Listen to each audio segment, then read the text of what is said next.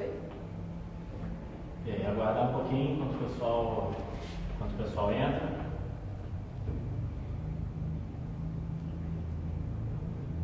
Tem alguém fazendo um teste de som aí? Tá me ouvindo bem?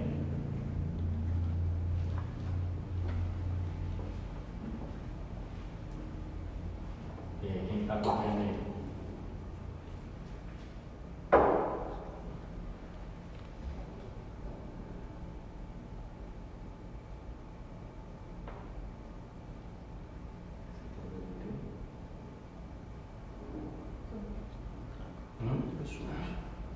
Entrando gente aí? Beleza. Opa! Eu acho que agora é marcado 2 minutinhos, né? O quê? Não tô. Tá ruim. Boa noite, tudo bem? Estamos aqui começando a nossa primeira live da semana do Setembro Amarelo. Estamos eu aqui, Tamires, enfermeira da Vigilância da Coordenação Regional, Rogério, nosso convidado, nosso coordenador geral, psiquiatra. Estamos com o Dr. Érico também, que é nosso coordenador médico da Central de Regulação Médica, e o Tiago, que é nosso coordenador de informação, e juntos nós também fazemos parte aqui do Núcleo de Informação e Vigilância. Isso aí, vamos começar. Um pouquinho. Vamos marcar mais de pouquinho, boas-vindas. né? Um pouco mais de boas-vindas. Isso aí. Dá boas-vindas aí, pessoal. Obrigado a todos que estão entrando aí. Vamos esperar só mais um pouquinho para o pessoal entrar e a gente poder começar. Tá? Bagunceu, fazer as perguntas, já tem gente entrando. E quem quiser já ir mandando pergunta para a gente poder responder também, pode colocar aí no chat. Vamos ficar aqui de olho em vocês, acompanhando, bem de pertinho. E a ideia, gente, hoje é fazer uma situação bem objetiva, tá? Nada muito prolongado, são perguntas que a gente, né? É uma conversa mesmo com situações, questões mesmo que acho que todo mundo tem, né? Então, a gente entendeu que era melhor chamar, logo no primeiro dia, né? O Dr. Rogério e o Dr. Érico, porque são, primeiro, 2 profissionais aqui mesmo na Central de Regulação, que têm experiência na regulação e na coordenação, na intervenção também, ou seja, que rodam na ambulância ou rodaram já na ambulância. E para além dessa questão da especialidade aqui no SAMU, eles têm as suas próprias especialidades também, que tem a ver um pouco com esse tema, né? Da saúde mental.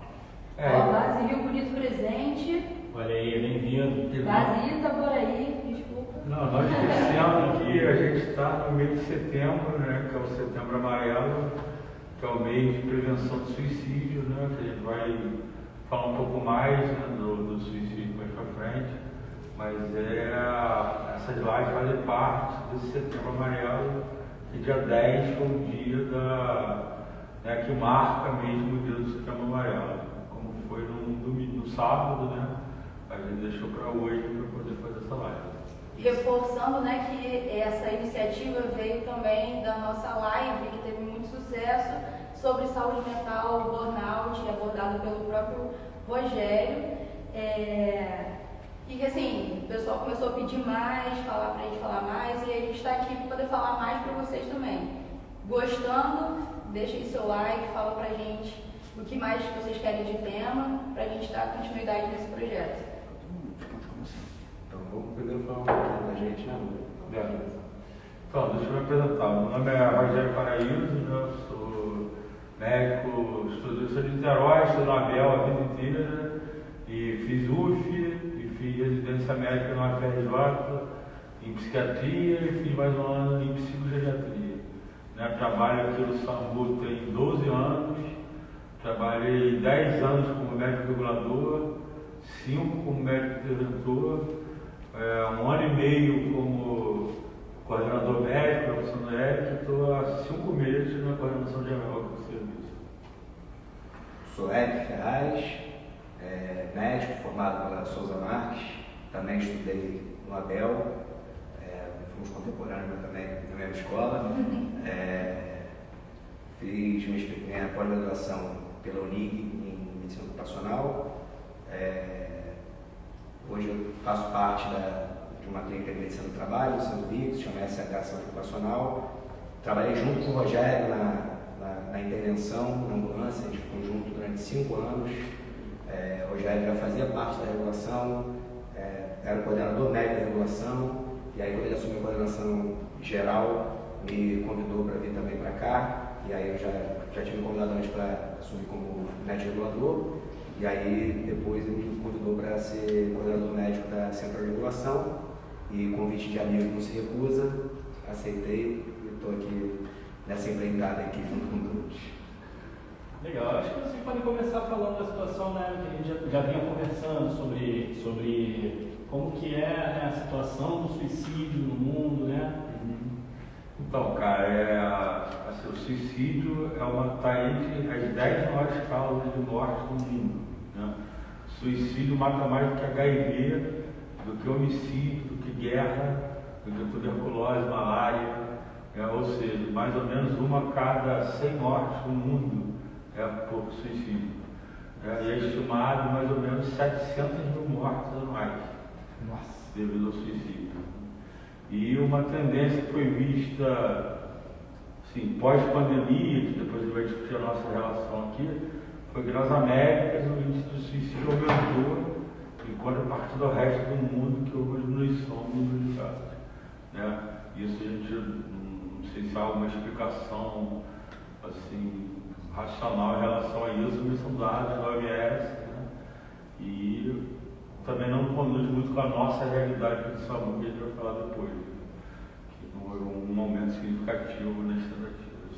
E assim, interessante falar, né, já que trazendo um pouco aqui da vigilância, esses números que a gente tem hoje, que são para comentar políticas públicas, que é a vigilância que a gente faz aqui, a vigilância que existe em outros hospitais, outras unidades de saúde, elas só representam 25% da realidade. Ou seja, o que a gente notifica hoje, os números que a gente tem, são apenas 25% das pessoas que realmente chegam a tentar suicídio.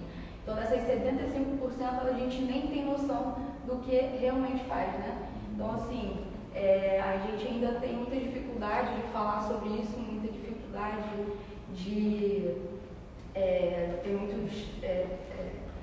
muitos tabus, né? E as pessoas acabam não procurando serviço de saúde exatamente por isso. Então a gente precisa desmistificar isso para as pessoas procurarem ajuda.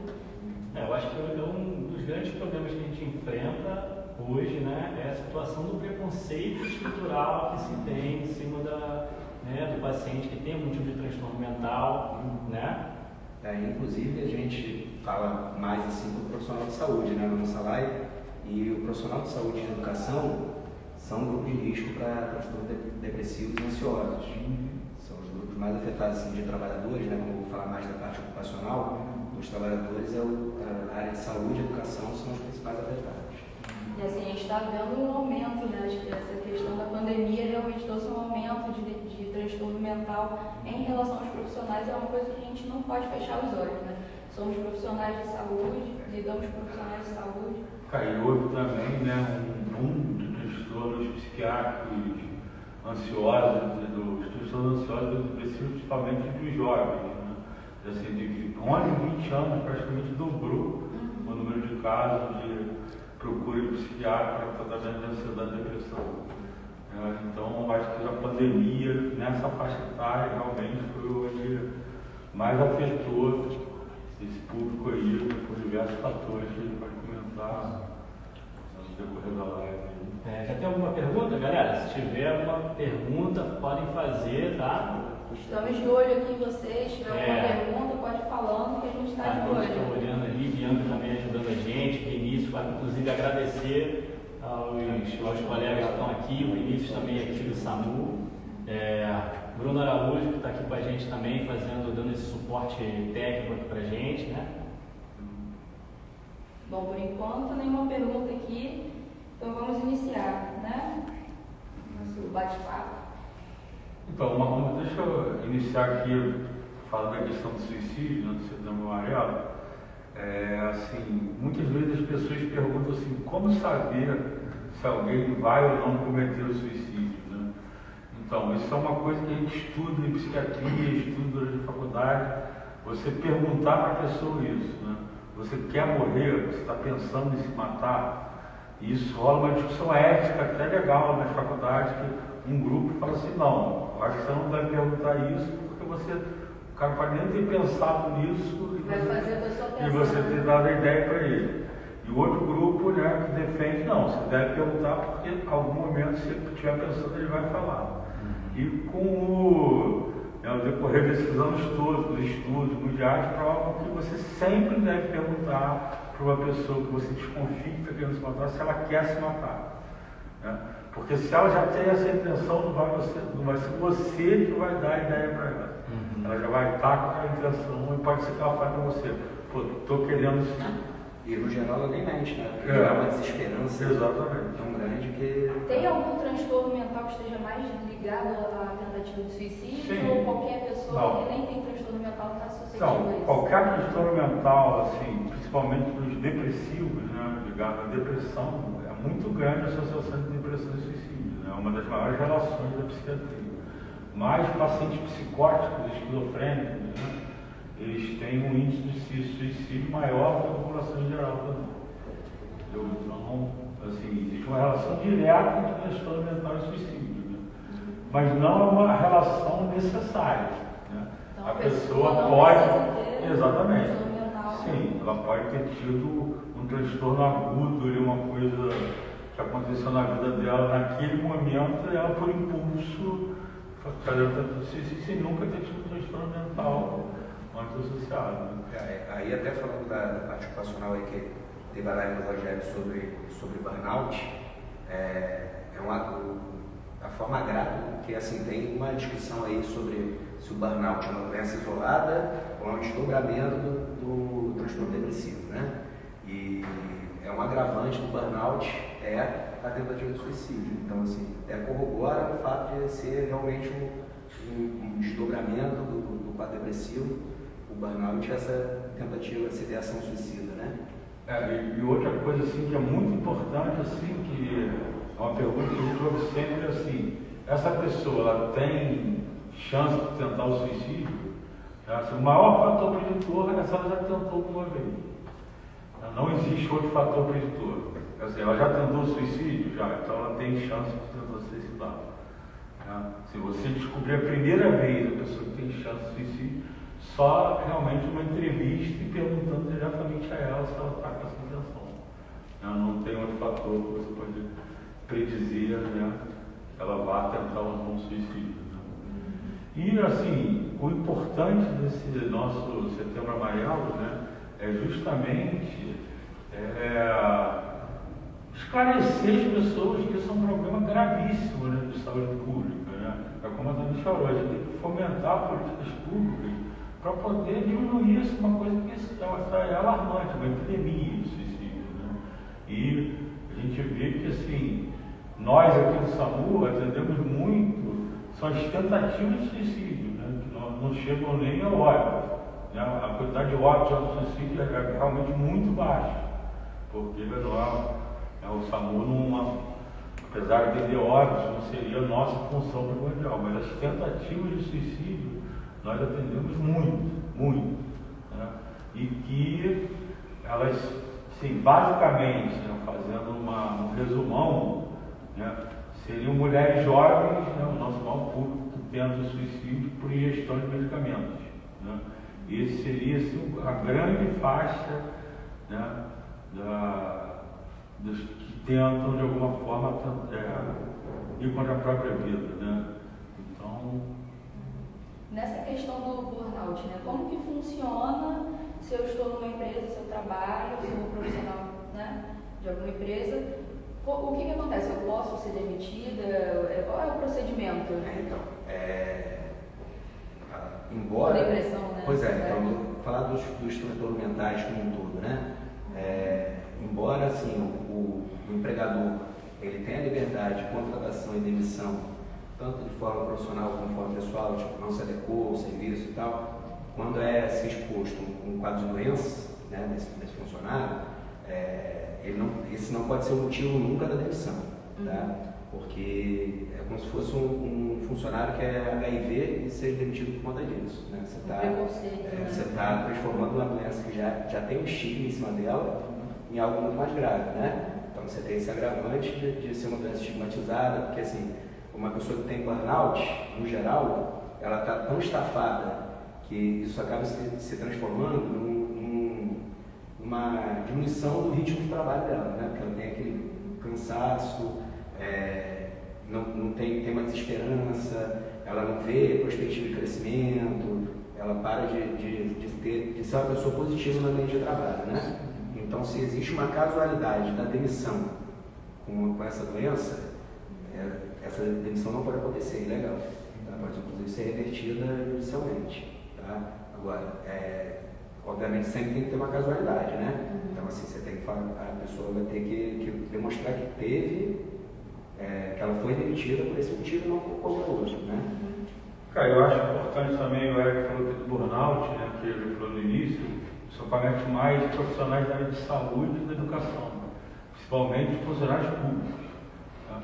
E, assim, uma das explicações que se tem é porque esses profissionais eles enxugam gelo praticamente durante toda a vida profissional. Né? O professor ele ensina durante 30 anos e ele vê que ninguém aprendeu nada. Né? O médico fica no hospital 30 anos e viu que não curou ninguém, porque ele não tem material, não tem equipamento, não tem insumo, não tem um monte de coisa, e isso com o tempo a pessoa vai desgastando de ter um burnout, queimar até acabar. Né? A vela, ela burn out, ela vai queimando até ela sumir, ela acaba com a função dela. Isso que é o burnout da pessoa, vai se esgotando fisicamente, mentalmente, até ela não aguentar mais. Uma das traduções do burnout seria esgotamento físico e mental. Né? Eu acho que até o CID que vem do burnout é isso. Né? Temos uma pergunta aqui. Como identificar a síndrome de burnout? Então, como a gente começou a falar, ela pode se iniciar de diversas formas. Né? Cara, o público-alvo, geralmente do burnout, são profissionais da área de saúde e educação com mais de 20 anos de serviço público, né? Que geralmente a faixa começa a apresentar, e assim, a completa indisposição de ir para o trabalho. Né? Quando acorda assim, putz, eu tenho que ir para o trabalho, estou esgotado, eu não aguento mais. E é uma repetição, né? Um dia você está indisposto. Essa é a pergunta que eu ia fazer, porque assim, essa situação do transtorno mental, né, que a gente fala assim, esgotamento, né, dificuldade, eu acho que é uma dúvida que geralmente vem, né? Eu acho que todo mundo de alguma forma, em algum momento está muito cansado ou está desmotivado. Como que a gente pode fazer para saber como procurar um profissional? Então, isso torna a pessoa incapacitante, cara. Chega uma hora que ela não vai mesmo no trabalho, né? Ou seja, incapacita ela de fazer qualquer coisa. Então, e no caso do burnout especificamente, é uma doença que corre pouca procura por profissional.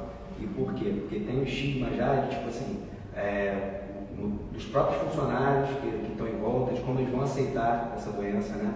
Se, às vezes ela é confundida com preguiça, ou que o outro funcionário acha que está sendo sobrecarregado por aquele que está trabalhando pouco, quando na verdade ele é uma pessoa doente. Ele fica preocupado que o patrão dele vai achar que ele ter procurado ajuda para tratar uma doença que é por esgotamento, entendeu? E isso é confundido com preguiçoso. Então, porque os sintomas, quando a gente vai ver, assim, cansaço, dor de cabeça, dor no corpo, falta de autoestima, né? Por isso. Você começa a olhar isso e fala assim, caraca, eu acho que E o mais incrível, né, é que, tipo assim, é uma doença que é provocada pelo trabalho. É uma doença tipicamente ocupacional e que tem assim, o tratamento em si,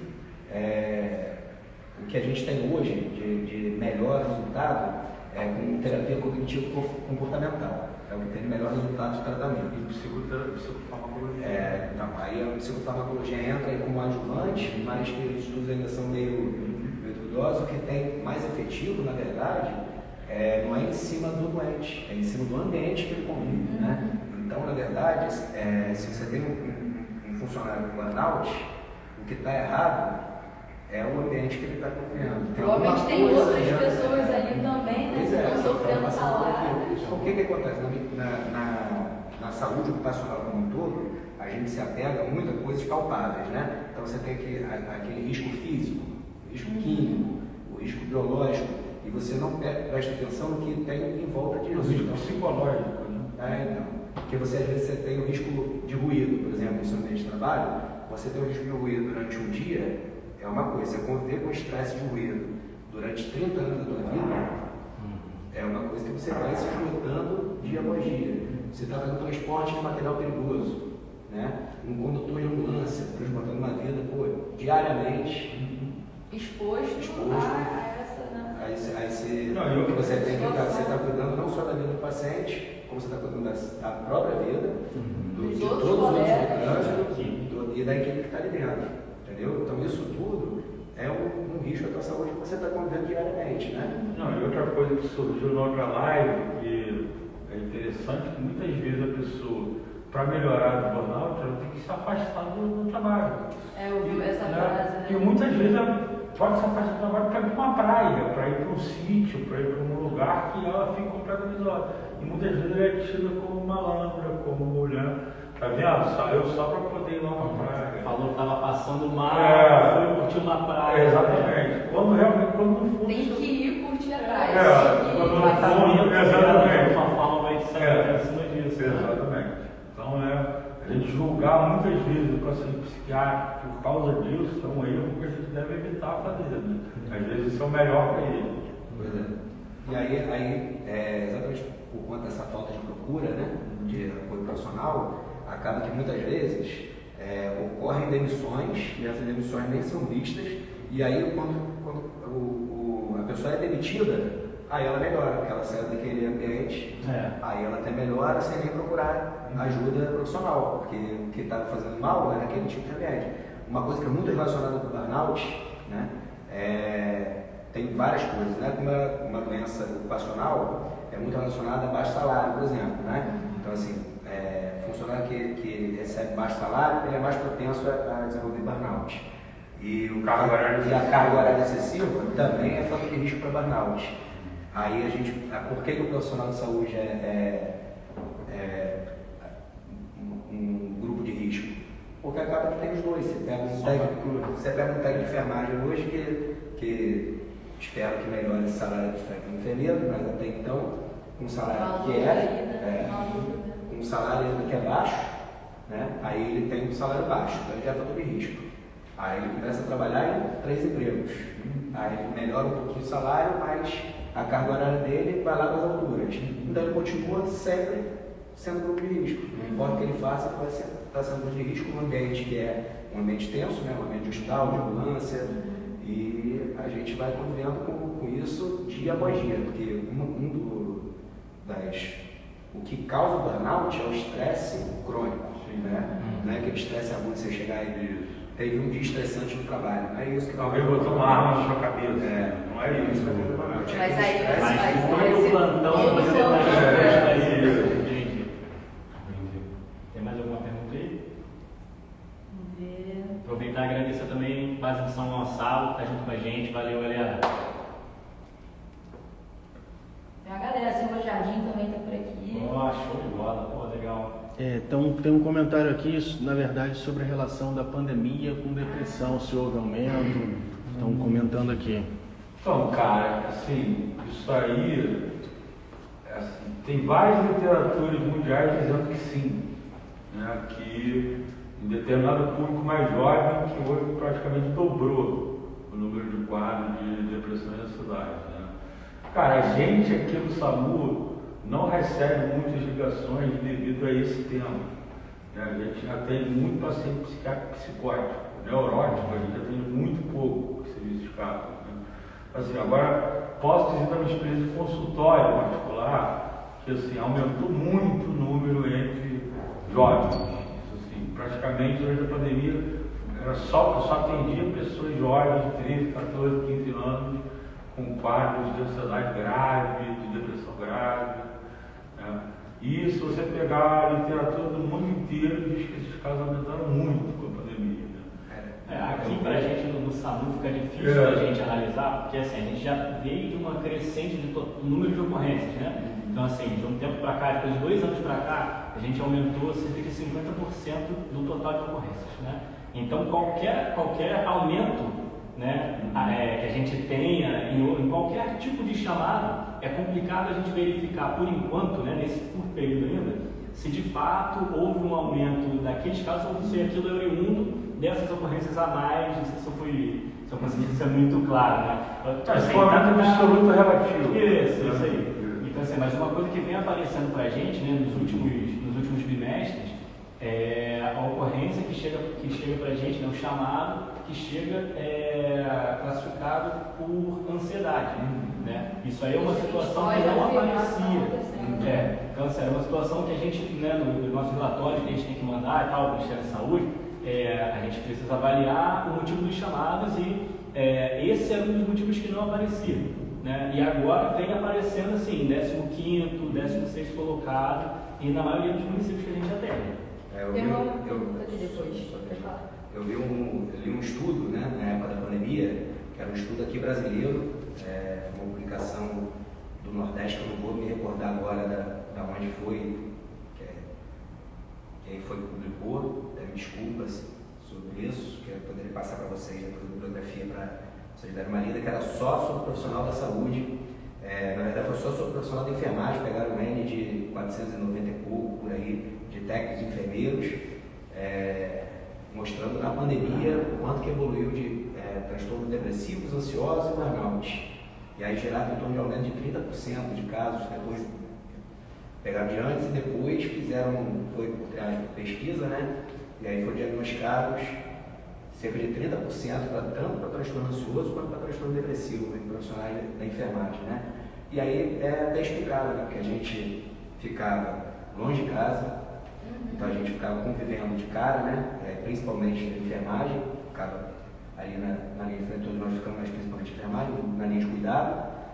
Vendo gente morrer toda hora. Muito frequente. E com medo de a gente se próximo a posição de pegar e de passar quando chegar em casa familiar. Teve gente que parou de ver pai, parou de ver mãe, então você já estava direto no foco do problema e você passou a não ter mais um escape, né? Que um dos problemas do burnout é a perda da sua parte social em detrimento do resto. Então você acabou perdendo essa parte social e ficou direto no trabalho. Teve gente que preferia nem sair do hospital, já não podia ver a família, ficava vivendo quantas pessoas fizeram? Pois é, para não ter que ir em casa e ser um fator de risco para a sua família. Porque você imagina você levar a doença para a sua casa, teu pai, para tua mãe, para tua avó, e você ser a pessoa responsável pela transmissão e até pela morte de um familiar que Temos uma pergunta aqui. Como atuar na fase de negação quando o colega profissional não quer enxergar que necessita de ajuda e está vivenciando tal quadro? Como que a gente pode ajudar o nosso colega de trabalho? Isso aí, cara, é uma situação bem difícil, né? Porque, assim, quando a pessoa não tem consciência da sua morbidade, né? Que a gente chama de consciência mórbida, fica muito difícil ajudar, né? Sim, um dos princípios básicos da medicina, quando é uma medicina de emergência para salvar vidas, essa pessoa quer ou não ser, né, atendida de forma efetiva. Então, é uma coisa muito difícil. Eu acho que através do convencimento a longo prazo, falando com essa pessoa, está uma hora que ela, né, possa, né, enxergar isso. Né? Agora, não tem como fazer um tratamento à força, né, obrigado.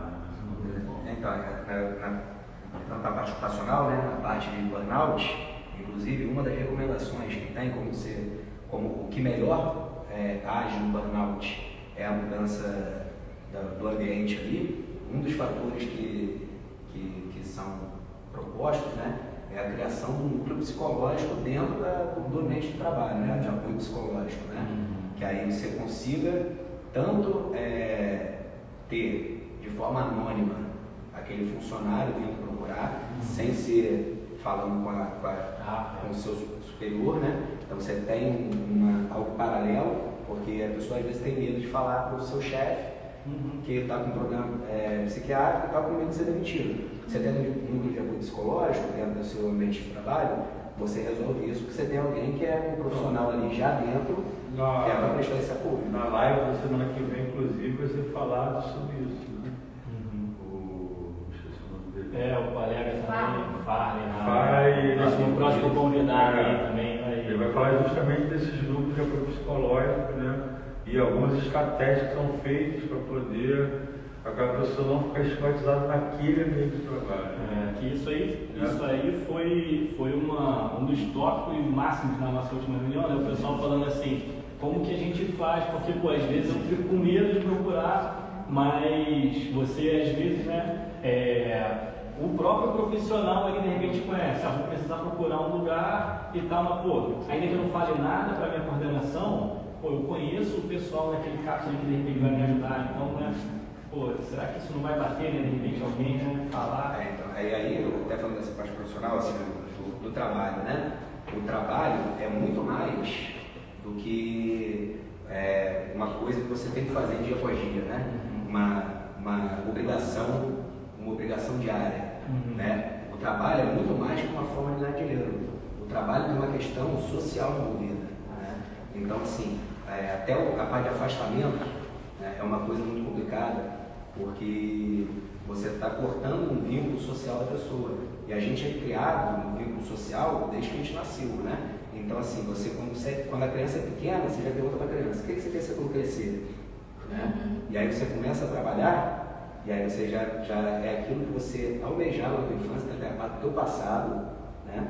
Tem a parte do teu presente e tem aquilo que você está almejando do teu futuro. Porque você está sempre se desenvolvendo no trabalho, esperando alguma coisa em troca. E aí quando você desenvolve um transtorno mental no trabalho, você praticamente corta esse vínculo todo, né? Da parte social. E aí quando você afasta, tem um outro sofrimento, que você está deixando o sentimento eu perdi para a doença. Você está se afastando, então você fala assim, agora eu não consigo mais produzir nada. É aquilo que eu sei produzir e tal, eu não estou mais conseguindo fazer. E isso também, né? Isso é uma coisa pior. E também tem o retorno ao trabalho.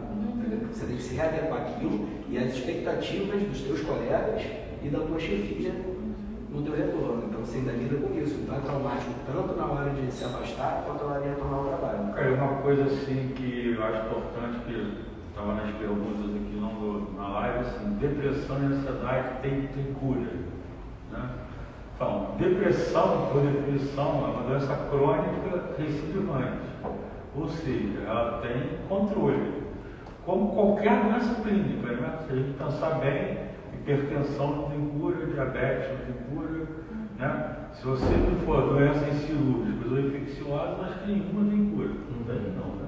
Todas têm controle, né? Tem tratamento. Você pode estar numa situação aguda, mas a situação aguda pode ser controlada e você reverter e aprender a conviver assim como o diabético. Né? O diabético também já tem controle no diabetes. E eu acho que assim, né, principalmente a pessoa que tem essa condição, é que ela encare essa condição da forma como o diabético e o hipertenso encaram. Procura tratamento, entendeu? Procura um profissional que possa te orientar melhor. Eu acho que isso é a primeira parte é assumir, né, que você pode estar nessa situação, e aí, como que a gente pode fazer para melhorar, né? E aí pode perguntar rápido assim, quando procurar um psiquiatra, quando procurar um psicólogo? A outra questão é muito debatida, né? Cara, primeiro assim, o psiquiatra é um médico, né? Eu acho que isso é uma coisa bem importante. O psicólogo é formado em psicologia, né?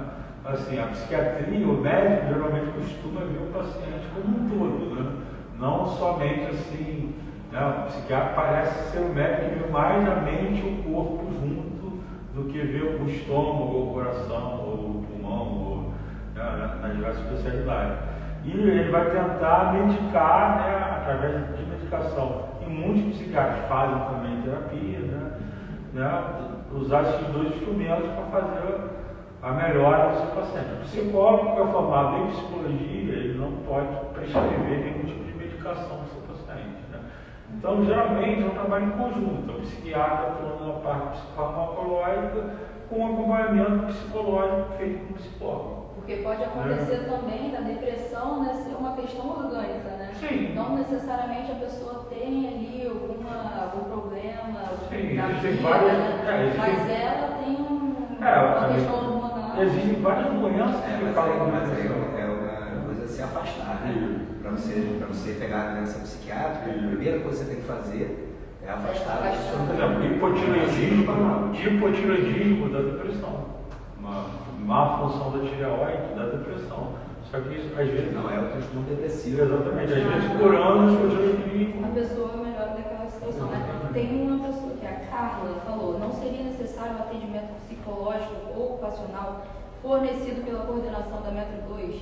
Cada base tem sua coordenação, porém, quando estamos na ponta, quem nos comanda é a central. Então, Carla, a gente está trabalhando em cima disso na nossa live, a gente falou isso sobre a saúde mental, sobre o Às vezes é um projeto que a gente está fazendo, Carla. Justamente estão começando essas lives. Nosso projeto é criar um núcleo psicológico. E a live já tem esse intuito. Já tem esse intuito da gente começar a conversar, a gente começar a quebrar esses paradigmas. E a gente tem um comitê de saúde mental que está sendo construído, a gente não está formado ainda, mas a gente já está discutindo sobre isso, a conversa com os coordenadores tem sido em volta disso. Né? A última reunião do colegiado também foi falado bastante sobre isso. Então, assim, é uma coisa que nós estamos empenhados, estamos interessados em ajudar, a gente só precisa, né, se estruturar para ver a melhor forma, porque a gente quer manter o sigilo, né, quer manter o nosso profissional resguardado, né, e melhorar a saúde dele de toda forma. Então, assim, nós da coordenação, estou falando aqui, né, por nós estamos sensíveis a essa questão e nós estamos trabalhando em cima disso. Então, a nossa sensibilidade maior, né, que a gente está buscando, nessa situação, nesse mês, nessa live, é a saúde dos nossos profissionais. Né? A gente não está falando dos nossos atendimentos, né? Nós estamos falando do nosso corpo clínico de trabalhadores do SAMU, que são bem 400 pessoas. Né?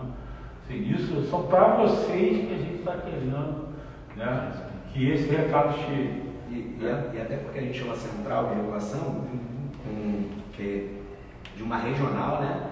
A primeira regional do SAMU Brasil, e a gente consegue, como a gente está numa central de regulação, a gente tem uma visão de fora de todos esses municípios, com cada nuance que tem, né? Com cada problema que tem, com as particularidades que tem, e até para se colocar como elo comum de todos eles e imparcial de todos eles, né? Das bases centralizadas, tem aquele vínculo em comum todas elas, com uma rede de apoio também. E a gente viu essa necessidade, foi por aumento da demanda dos nossos profissionais, né, em tentativas de suicídio, em usos abusivos de psicotrópicos, né, em uso de Rivotril, de Alprazolam, de vários outros de tarjas pretas, né, que a gente identificou assim, está acontecendo alguma coisa, né, e através disso teve tentativa de suicídio em alguns municípios, dentro dos nossos profissionais.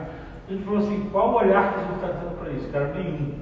Então a gente falou, não, a gente precisa olhar para os nossos profissionais. Né? E a gente está começando esse ciclo para poder, né, ver se a gente consegue melhorar justamente o burnout, a depressão, a ansiedade e todos esses fatores, né, como é que eu falo, ocupacionais da nossa profissão. E é uma doença que existe, que não pode ser subestimada, e que vem crescendo, né?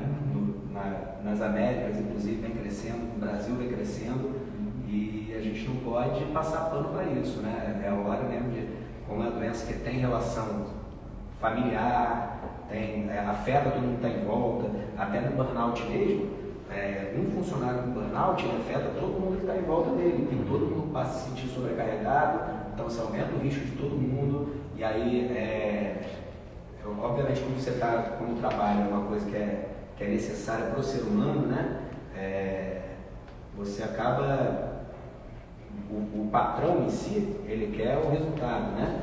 E aí acaba se esquecendo desses pormenores, e isso vai ficando esquecido, porque você precisa ter uma visão de fora, até mesmo do teu colega do lado, e não de julgamento, né? Mas de apoio para você conseguir. São até grandes empresas, né, como a Google, já está entendendo que assim, um profissional satisfeito, ele vai trabalhar melhor. Então não é essa coisa de ficar em cima e dessa pressão. E uma das coisas agora de vanguarda aí, que está acompanhando a Inglaterra, a Espanha, é o 4 dias de trabalho por semana. Né? Isso é uma forma de evitar burnout. Então o cara pode poder ficar 3 dias em casa com a família, e nos dias que trabalha talvez até aumente a produtividade dele, Isso está em teste na Inglaterra, praticamente na Inglaterra inteira, e parece que a produtividade das empresas não está diminuindo mesmo com esses 4 dias semanais. Né? Gente, eu vou ler aqui mais 2 comentários para finalizar, porque a gente já está estourando o nosso tempo, tá?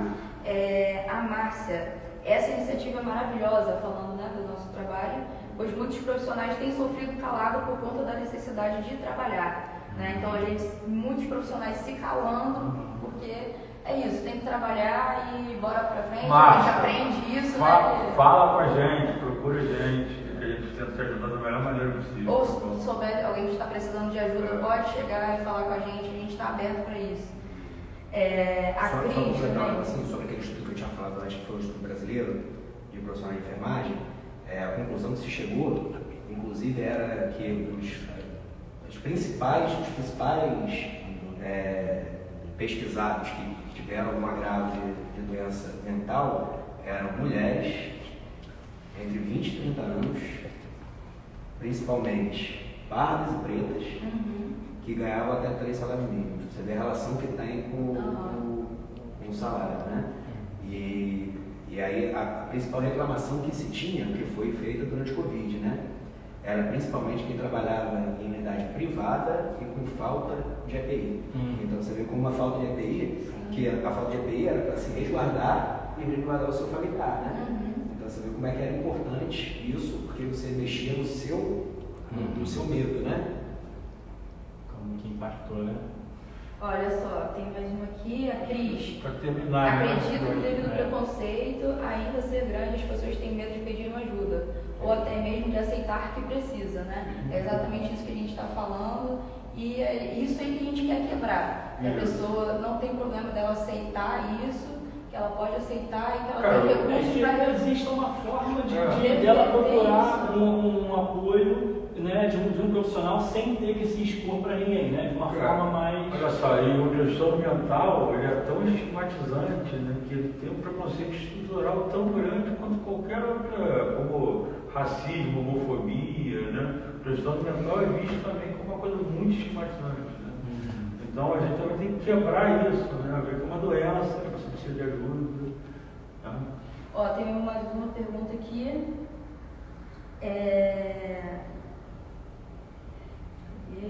Me perdi, são muitas. O que fazer quando estou num momento de crise, num quadro agudo de ansiedade? Estou no trabalho, ou estou em casa, estou num momento de crise. O que eu faço?